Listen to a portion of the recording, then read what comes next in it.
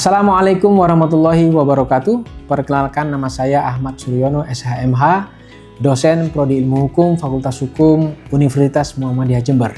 Kali ini saya akan melakukan pernyataan diri dosen dalam unjuk kerja Tridharma Perguruan Tinggi bidang pengajaran.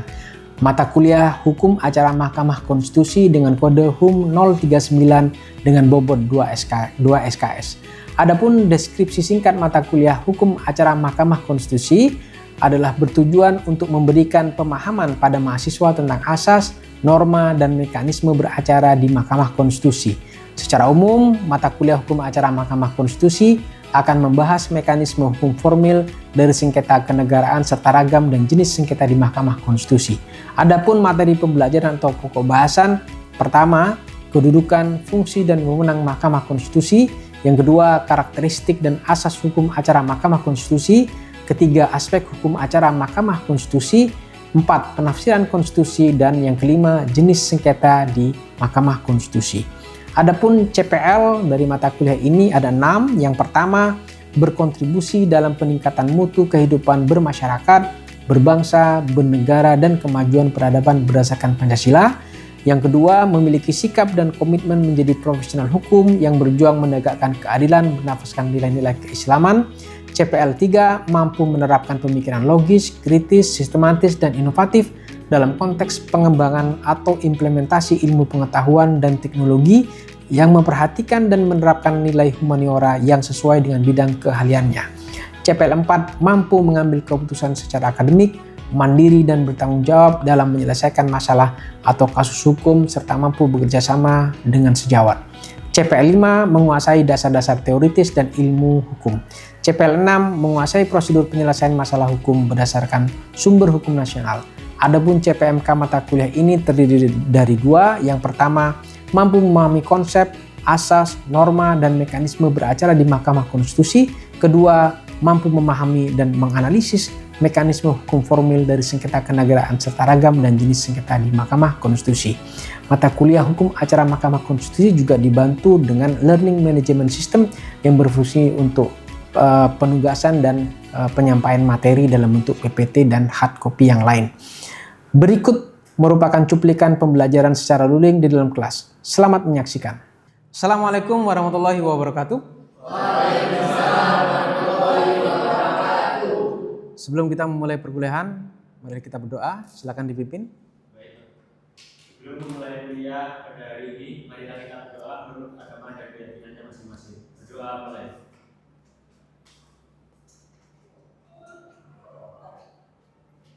Berdoa selesai. Terima kasih. Saya akan mengabsen kalian dulu ya. Silakan mengacungkan tangan. Alfian Agung Brilianto. Cahyani Aprilia, Nadia Putri Kuroto Najah, Iyanda Femala, Abdil Bar Al-Ghifari, Amanda Rosita, Ajeng Dwi Wahyuni, Alif Rizi Budi, Zihniyah Zahra, Dewi Diandika, Davi Sajid, Deden Yulian Thomas. Baik. Materi yang lalu saya ingin minta bantuan kalian untuk merefresh. Mungkin ada yang masih mengingat materi lalu apa yang kita sudah bahas. Silakan. Untuk materi yang kemarin kita lihat dulu Pak, yaitu permohonan pihak yang kalah, termohon KPU sebagai penyelenggara, dan objek permohonan adalah hasil penetapan pemilu Pak. Perselisihan hasil pemilihan umum ya. Baik, ada situasi pemohon, termohon, dan objek. Mungkin ada yang ingin menambahkan terkait dengan hal tersebut? Silakan. PHPU itu cenderung menjadi sengketa yang bersifat kuantitatif karena berbasis selisih hasil suara sebagaimana disyaratkan dalam pasal 158 Undang-Undang Pemilu, yakni terkait selisih 2 sampai dengan 0,5% selisih hasil pemilu berdasarkan jumlah penduduk. Baik, terima kasih. Memang salah satu karakteristik PHPU yang berbeda dengan PUU adalah sifatnya yang sangat kuantitatif ya. Artinya sangat berhitung, sangat bisa dihitung ya. Sehingga sidangnya kemudian menjadi sangat matematis. Baik, saat ini kita akan memasuki pertemuan ke-14 dan 15 sebagaimana yang sudah saya paparkan dan saya submit di Learning Management System ya. Kalian sudah cek dan saya sudah submit dalam RPS tersebut. Saya sudah menyampaikan dan sudah menggariskan bahwa pertemuan ke-14 dan 15 kita akan membahas tentang materi pemakzulan atau impeachment, di mana dalam pertemuan 14 terdapat 2 sub CPMK. Yang pertama adalah mahasiswa atau kalian memahami tentang konsep pemakzulan atau impeachment. Sedangkan sub CPMK yang kedua adalah kalian memahami alur mekanisme terjadinya pemakzulan atau impeachment.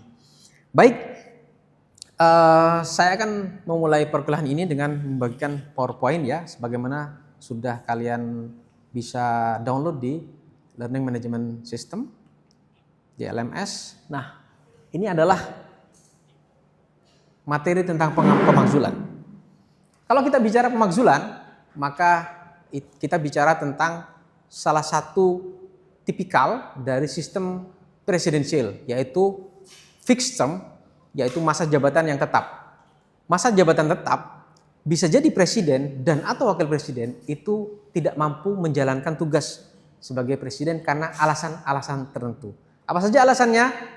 Ada pasal 7A, 7B, dan 24C. Kita akan bahas. Di pasal 7A, seperti yang kalian lihat, ada 2 sub tema ya yang menjadi alasan pemberhentian atau pemakzulan atau impeachment presiden. Yang pertama adalah alasan pelanggaran hukum. Apa saja bentuknya? Ada 4. Yang pertama adalah pengkhianatan terhadap negara atau treason ya. Yang kemudian yang kedua adalah korupsi atau penyuapan. Ini ada 2, jadi 1 konsepnya. Yang ketiga adalah tindak pidana berat lainnya atau high crimes. Kemudian yang keempat adalah perbuatan tercela atau secara teoretik namanya misdemeanor. Kalau di Indonesia atau di beberapa konsep negara yang lain di Amerika, tindak pidana berat atau high crime dihitung atau ukurannya adalah yang ancaman pidananya di atas 5 tahun. Sedangkan misdemeanor atau perbuatan tercela merujuk kepada perbuatan-perbuatan tertentu yang di bawah ancamannya di bawah 5 tahun dan sifatnya tercela seperti tindak pidana ringan dan sebagainya. Kemudian alasan kedua adalah terbukti tidak lagi memenuhi syarat. Misalnya pada saat menjadi calon presiden syaratnya adalah A, B, C, tetapi pada saat sudah menjadi presiden syarat tersebut kemudian gugur karena faktor-faktor tertentu.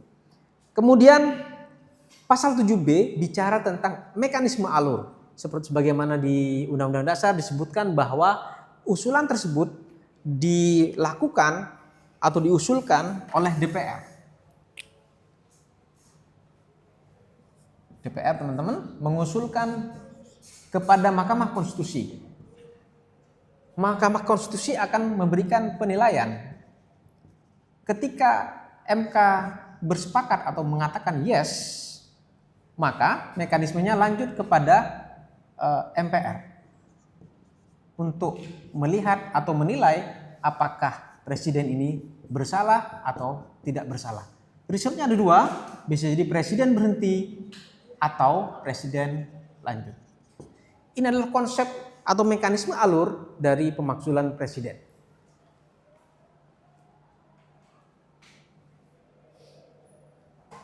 Kemudian yang juga akan saya sampaikan kepada kalian bahwa dalam tahapan yang sebagaimana saya tuliskan tadi ada mekanisme quorum atau mekanisme pengusulan.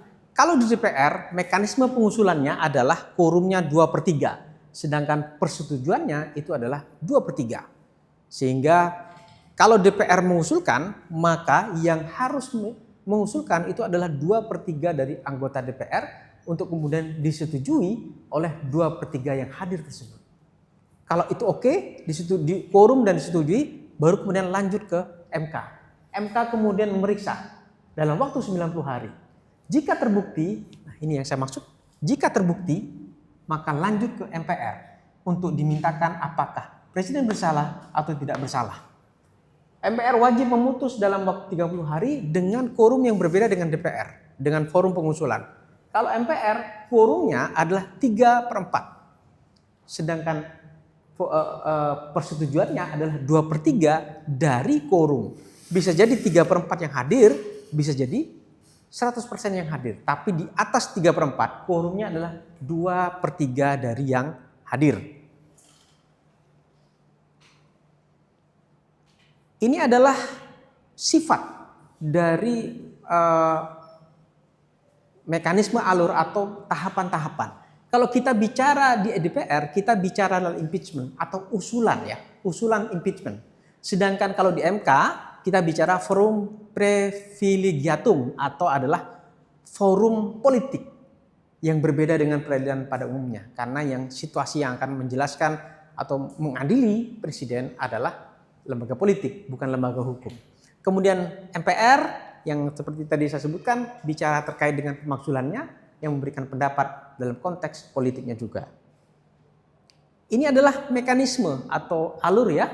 Secara umum apa yang terjadi di DPR atau di Indonesia secara konsep mirip seperti banyak negara. Ini juga di Amerika, kemudian di Inggris yang memang forum privilegiatumnya atau forum impeachment-nya itu kemudian berbeda-beda dari banyak negara. Tapi so far Indonesia banyak mencontek konsep Amerika.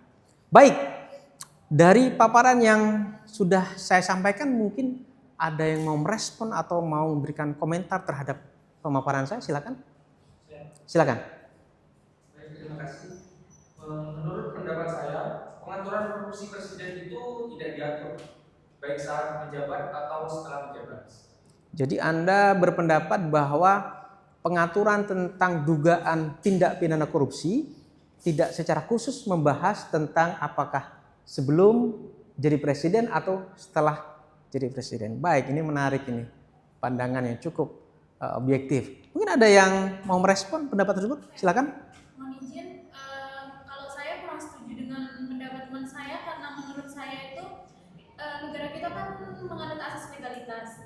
Maka yang wajib diperiksa itu apabila seorang tersebut sudah menjadi presiden atau sudah menjabat, bukan yang sebelum-sebelumnya itu. Baik, Anda memberikan timeline ya, berikan batas. Jadi Anda hanya mau membahas atau berpendapat bahwa pemakzulan terkait dengan tipikor hanya berlaku setelah yang bersangkutan jadi presiden. Baik, ini sangat menarik ya, kelas terbelah jadi dua ini. Saya mohon kepada kalian untuk bisa membagi kelas ini menjadi dua baris ya, saling berhadapan. Nanti kita akan diskusi lebih lanjut mengenai tim yang A dan tim yang B. Silakan merespon.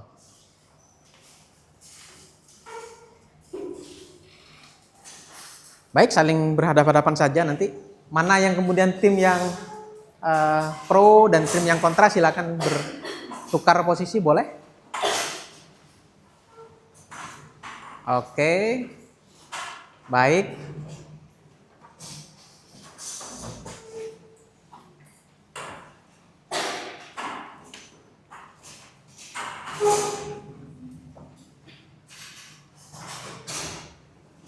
Oke, baik.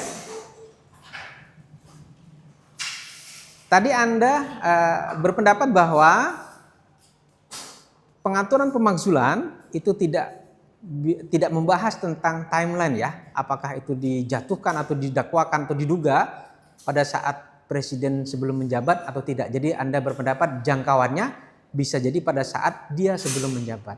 Anda kemudian berpendapat sebaliknya karena kita negara yang asasnya legalitas, maka Anda perspektif ya harus ke depan. Baik, mungkin ada dari tim ini yang mau membantu pendapat. Silakan. Baik Mbak, saya berpendapat bahwa pendapatnya Mbak Yanda itu menurut saya tidak sejalan dengan pendapat saya. Karena korupsi itu merupakan tindakan extraordinary crime yang mana baik sebelum atau sesudah menjabat itu seharusnya tidak menjadi pertimbangan, sehingga hal tersebut itu bisa dijadikan sebagai pemakzulannya tersebut.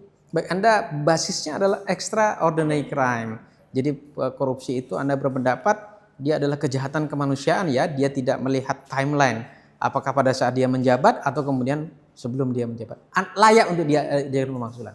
Baik, mungkin ada tim yang sebelah yang mungkin berpendapat. Oke, silakan. Saya ingin menanggapi, saya sendiri setuju dengan pendapat Mbak Yanda karena negara kita sendiri itu menganut asas legalitas. di mana menurut saya sebaiknya itu pemakzulan presiden dilakukan setelah dia menjabat sesuai dengan asas nulum delictum nulla pena sine praevede decunantur. Baik, terima kasih. Anda menyebutkan bahwa sebaiknya dugaan pemakzulan karena tipikor memakai asas nullum delictum nulla puna privilege ya. Jadi Anda berpendapat bahwa tidak ada satupun perbuatan yang boleh disangkakan atau dilekatkan atau didakwakan kepada orang yang diduga bersalah sebelum dia diatur ya begitu. Jadi Anda berpendapat bahwa presiden tidak layak untuk dimakzulkan karena sesuatu yang di masa lampau begitu.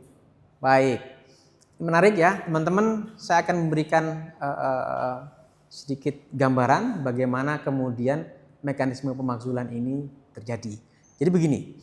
Kalau kita merujuk kepada Undang-Undang Dasar dan konsep pemakzulan di banyak negara di Amerika misalnya, bahwa yang terjadi kalau kita lihat ya, di slide sebelumnya saya bicara tentang forum privilegiatum, sehingga yang terjadi itu adalah peradilan politik, bukan peradilan pidana secara umum. Jadi aparat penegak hukumnya atau penyidik dan penuntutnya itu bukan kejaksaan, bukan KPK, bukan polisi, tetapi adalah DPR yang mengajukan usul dengan bukti-bukti awal. Terus siapa yang menyidangkan? Teman-teman harus lihat, MK yang akan memberikan penilaian. Tentu kalau MK melihat itu ada dugaan awal, maka yang akan menilai bersalah atau tidak itu adalah MPR. Bayangkan kalian, hakimnya adalah MPR. MPR itu siapa? MPR terdiri dari DPR dan DPD. Dalam hal ini, kedua lembaga tersebut, kedua institusi tersebut adalah lembaga politik. Makanya di dalam slide sebelumnya saya mengatakan bahwa forum privilegiatum artinya ini forum persidangan politik untuk presiden. Jadi pemakzulan itu memang konteksnya adalah persidangan politik kepada mereka berdua, baik kepada presiden dan atau wakil presiden. Jelas ya konteksnya ya. Baik, saya akan memberikan kesimpulan terkait dengan materi ke-14. Jadi secara teoretik pemakzulan presiden di Indonesia maupun di banyak negara, terutama dalam sistem presidensial, itu dasarnya ada dua. Yang pertama adalah dugaan pelanggaran hukum, dan yang kedua adalah presiden atau wakil presiden tidak lagi memenuhi syarat. Itu alasannya. Kalau terkait dengan mekanisme alurnya, seperti yang tadi saya sampaikan, dari DPR diuji kepada MK kepada MPR, baru kemudian MPR memberikan punishment apakah hal tersebut bersalah, apakah presiden bersalah atau tidak, dan dilanjutkan dengan konsekuensi apakah presiden berhenti dalam masa jabatan atau lanjut dalam masa jabatan tersebut sampai sisa fixed term. Baik, sebelum saya mengakhiri kelas, saya akan memberikan tugas, teman-teman. Saya akan sampaikan tugasnya. Ini adalah tugas kalian. Tugas ini saya bacakan ya. Bagaimana pendapat saudara mengenai rencana pemakzulan Wakil Presiden Gibran Rakabuming Raka terkait dugaan pelanggaran batas umur pencalonan sebagai Wakil Presiden? Saya ingin kalian memberikan komentar dalam 1.500 sampai 2.000 words atau kata dan unggah di LMS maksimal minggu yang akan datang.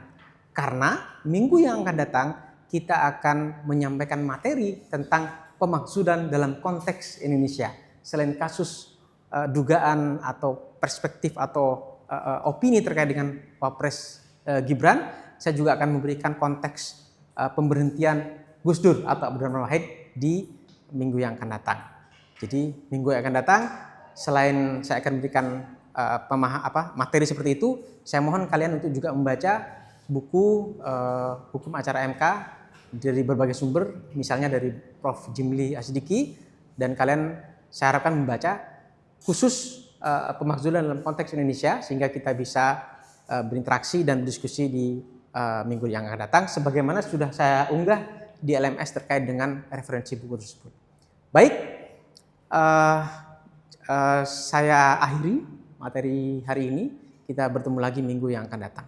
Terima kasih. Billahi taufiq wal hidayah. Assalamualaikum warahmatullahi wabarakatuh. Waalaikumsalam.